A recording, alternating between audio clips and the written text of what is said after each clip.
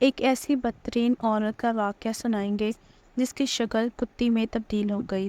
آخر اس عورت کا ایسا کون سا گناہ تھا جس کو اس کی اتنی بڑی سزا ملی؟ اس سبق آموز واقعہ سن کر آپ حیران رہ جائیں گے اور ضرور آپ اس سے سبق حاصل کریں گے۔ بسم اللہ الرحمن الرحیم۔ ترکی کے ایک گاؤں میں ایک خوبصورت اور نیک نوجوان رہا کرتا تھا جس کی نیک صورتی اور خوبصورتی کی ہر کوئی تعریف کرتا تھا۔ اس کے ماں باپ بچپن ہی سے مر چکے تھے۔ مسجد کے مولوی صاحب نے اس کی تربیت کی۔ جب وہ بڑا ہو گیا، اپنے کمانے اور کھانے لگا، اس نے اپنے گھر میں ایک چھوٹا سا کبوتر بھی رکھا ہوا تھا۔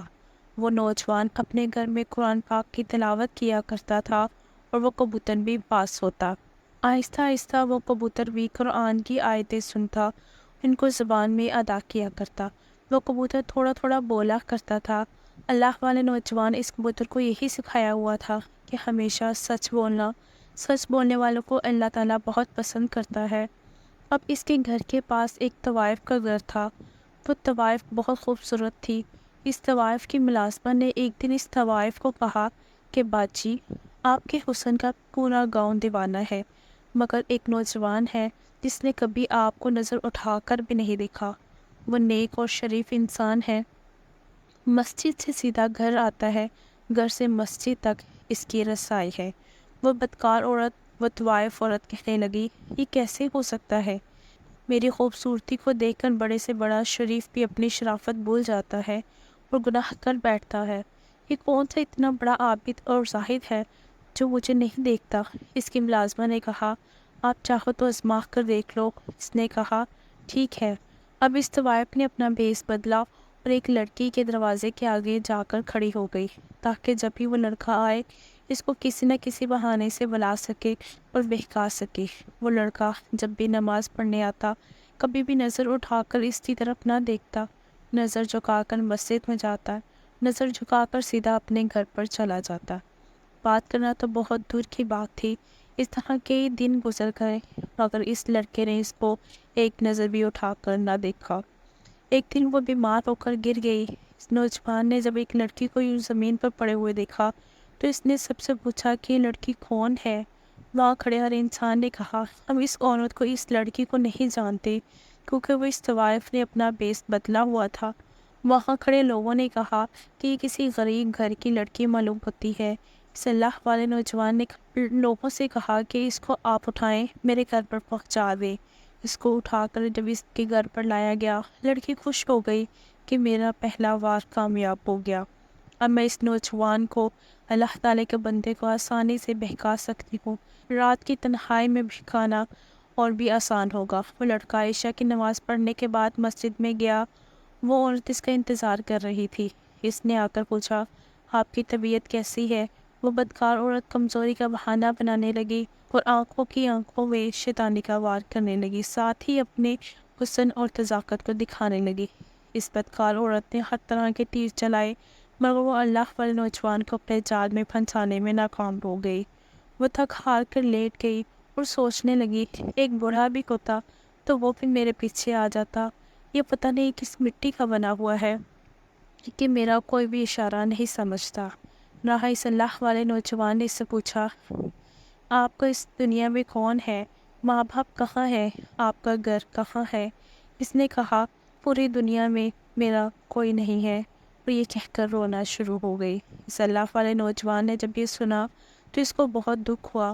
اس کو کہنے لگا، آپ میرے لیے غیر محرم ہیں، آپ کا یہاں میرے ساتھ رہنا ٹھیک نہیں ہے۔ اس بدکار عورت نے جب یہ سنا تو کہنے لگی، میں کہاں جاؤں گی؟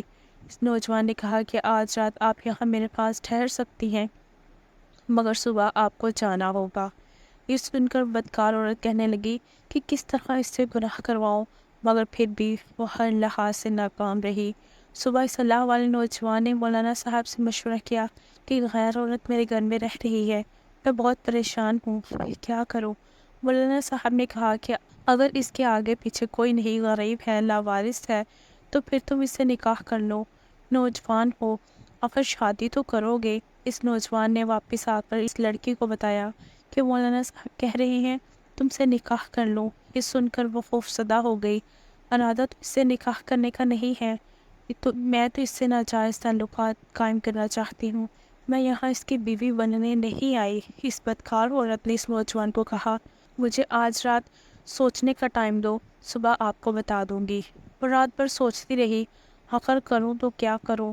پھر اس نے فیصلہ کیا، چلو جھوٹ موٹ ہی صحیح، آخر یہ نوجوان تو مجھے ملے گا، جب میرا کام ہو جائے گا تو میں اس کے گھر سے بھاگ جاؤں گی۔ صبح ہوتے ہی اس نے نوجوان کو کہا، میں آپ سے نکاح کرنے کے لیے تیار ہوں۔ یہ سن کر وہ نوجوان بہت خوش ہوا، اللہ پاک نے مجھے موقع دیا کہ میں کسی بے سہارا کا سہارا بن سکوں، اور اس طرح ایک عورت کی زندگی بھی بچ جائے گی۔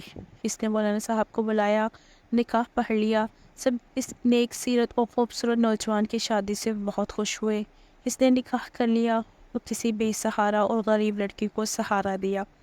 وہ نوجوان تو اللہ تعالیٰ کی عبادت کرنے والا تھا۔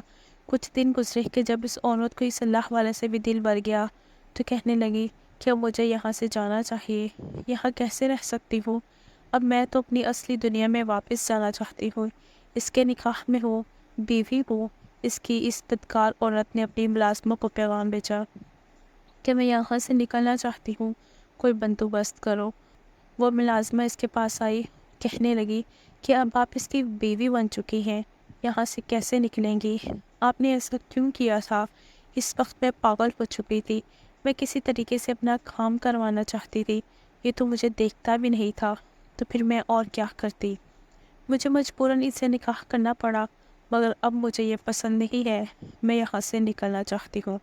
اس نے ملازمہ سے کہا، ملازمہ نے اس کو کہا کہ اب ایسا کیوں، اس سے طلاق لے لیں۔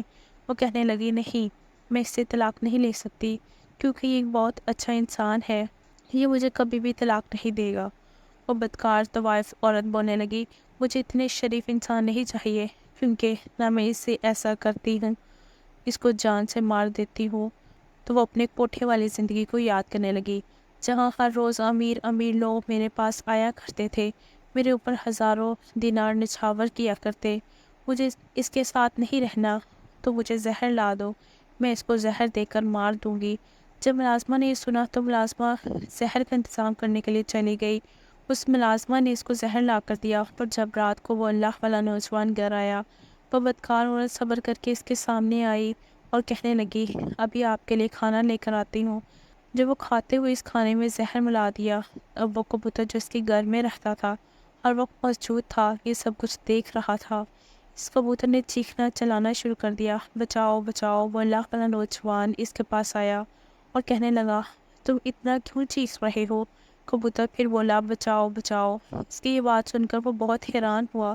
اس نے کھانا کھایا، کھانا کھا کر اپنی بیوی کو کہا، میں سونے کے لیے جا رہا ہوں، مجھے رات کو تہجد کے لیے اٹھنا ہے۔ جب آدھی رات کا وقت ہوا، اس کو تکلیف ہونا شروع ہو گئی۔ اس نے اپنی بیوی کو کہا کہ میرے پیٹ میں بہت درد ہے، مجھے ایسا لگ رہا ہے کہ میرے پیٹ پر کوئی چھریاں مار رہا ہو۔ وہ بدکار عورت کہنے لگی، مجھے لگتا ہے آپ نے کوئی الٹی سیدھی چیز کھا رکھی ہے۔ اس اللہ والے نوجوان نے کہا، میرا وقت قریب آ چکا ہے، تم ایسا کرو، مولانا صاحب کو بلا دو، وہ ان سے کہو کہ فوراً یہاں آ جائیں۔ مگر وہ بدکار عورت کہاں مولانا صاحب کو لے کر آنے والی تھی؟ وہ اس کمرے سے باہر نکل گئی اور اس کے سامنے اس کا شوہر تڑپ تڑپ کر مر گیا، مگر اس کی جان نکل گئی اور وہاں کبوتر چلا رہا تھا، بچاؤ بچاؤ بچاؤ۔ اس عورت نے اس کبوتر کو کہا کہ چپ ہو جاؤ، ورنہ تیرا بھی گلا گھونٹ دوں گی۔ اس نے اپنی ملازموں کو پیغام بھیجا کہ جلدی سے یہاں آؤ۔ اس کی ملازمہ آئی تو ان دونوں نے مل کر گھر کے صحن میں ایک گھڑا کھودا، اس کو وہاں دفن کر دیا، اور وہ دن ہی دن میں خوش ہونے لگی کہ میری اس آدمی سے جان چھوٹ گئی، اب میں اس سے آزاد ہوں۔ اس کے بعد پھر وہ اپنی اسی طوائف اور بدکاری والے اڈے میں چلی گئی، پھر وہی زنا کاری کرنے لگی۔ محترم ناظرین، اللہ پاک نے اس کو اتنی اچھی زندگی دی، اگر وہ چاہتی تو اپنے گناہوں سے توبہ کر سکتی تھی، اپنے شوہر کی طرح نیک اور پرہیزگار بن سکتی تھی، اگر وہ چاہتی اپنی دنیا آخرت سنوار سکتی تھی، مگر اس نے اپنے ہاتھوں سے اپنی دنیا اور آخرت دونوں برباد کر دیے، بلکہ الٹا اپنے شوہر کو زہر دے کر اس کا قتل بھی کر دیا۔ بدکار تھی، طوائف بھی تھی، اور وہ قاتل بھی بن چکی۔ جب صبح فجر کا وقت ہوا، مولانا صاحب نے نماز پڑھائی اور دیکھا کہ ان کا شاگرد آج نماز پڑھنے نہیں آیا، تو وہ بہت پریشان ہو گئے۔ اس کے گھر میں آئے، دروازہ کھٹکھٹایا مگر اس کے گھر کا دروازہ کسی نے نہ کھولا۔ یہی سوچ رہے تھے کہ شاید وہ سو رہا ہو مگر وہ یہ بھی سوچ رہے تھے کہ نماز تو میرا شریر چھوڑ ہی نہیں سکتا۔ مولانا صاحب واپس چلے گئے۔ جب ظہر کا وقت ہوا کہ دیکھا ابھی بھی ان کا شریر نماز پڑھنے نہیں آیا۔ انہوں نے کسی کو بھیجا مگر اس نے بھی یہی کہا کہ دروازہ نہیں کھل رہا۔ شام تک یہی سلسلہ چلتا رہا۔ عشاء کے بعد مولانا صاحب نے سوچا مجھے خود جانا چاہیے۔ جب مولانا صاحب گئے انہوں نے دروازہ کھٹکھٹایا مگر کوئی بھی نہ آیا، مگر اندر سے کبوتر چیخ رہا تھا، بچاؤ بچاؤ۔ مولانا صاحب سمجھ گئے کچھ تو گڑبڑ ہے۔ انہوں نے پورا محلہ اکٹھا کیا، دروازہ توڑا، اور جب دروازہ توڑ کر اندر داخل ہوئے تو گھر خالی تھا، سوائے اس کبوتر کے کوئی بھی نہیں تھا۔ اور وہاں ہی سب سمجھ رہے تھے کہ میاں بیوی کہیں گھومنے گئے ہوں گے۔ رات کو جب تہجد کا وقت ہوا مولانا صاحب کو بے چینی محسوس ہونے لگی۔ انہوں نے اپنی بیوی سے کہا مجھے ایسا لگتا ہے میرا شوہر تکلیف میں ہے، وہ کسی نہ کسی پریشانی میں ہے۔ بیوی نے کہا ہو سکتا ہے دونوں میاں بیوی کہیں گھومنے گئے ہوں۔ مولانا صاحب نے کہا وہ مجھے بتائے بغیر کہیں بھی نہیں جا سکتا۔ ان کی بیوی نے کہا آپ پریشان نہ ہو، سو جائیں۔ مولانا صاحب دوبارہ اپنے بستر پر پڑ گئے اور سو گئے۔ مولانا صاحب نے خواب میں دیکھا کہ ان کا شاگرد رو رہا ہے اور اس کے کپڑوں پر خون پڑا ہوا ہے۔ مولانا صاحب اٹھے، اس خواب کا بیان اپنی بیوی کو کیا اور انہوں نے کہا آپ بار بار سوچ رہے ہیں اس لیے آپ کو ایسا خواب آ رہا ہے۔ مگر دوسری رات مولانا صاحب نے وہی خواب دیکھا اور تیسری رات بھی انہوں نے وہی خواب دیکھا کہ ان کا شاگرد خونی کپڑوں میں لت پت ہے اور رو رہا ہے۔ مولانا صاحب اٹھے، وضو کیا، انہوں نے نماز پڑھی۔ مولانا صاحب جیسے جیسے قرآنی آیتیں پڑھتے جا رہے تھے ویسے ویسے ان پر ہر راز کھلتا جا رہا تھا۔ ان کو بتایا گیا کہ گھر کے صحن میں جا کر دیکھو، اور مولانا صاحب پھر پریشان کہ مجھے گھر کے صحن کا اشارہ کیوں کیا گیا۔ مولانا صاحب اپنے شاگرد کے گھر گئے، ان کو دیکھتے ہی وہ کبوتر پھر سے چلانا شروع ہو گیا۔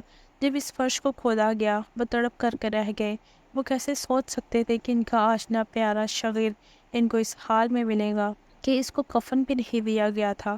کون ظالم ہے جس نے اس کو قتل کر دیا، اس طرح دفن کر دیا، مگر اللہ تعالیٰ کی قدرت دیکھی، اس کی لاش ایسی تھی جیسے ابھی ابھی دفن کیا گیا ہو۔ اس کے چہرے سے نور چمک رہا تھا۔ اس کو دیکھتے ہی مولانا صاحب نے اپنا سر پکڑ لیا اور نیچے بیٹھ کر رونے لگ گئے۔ مولانا صاحب نے دیکھا کہ اس کی بیوی یہاں موجود نہیں ہے۔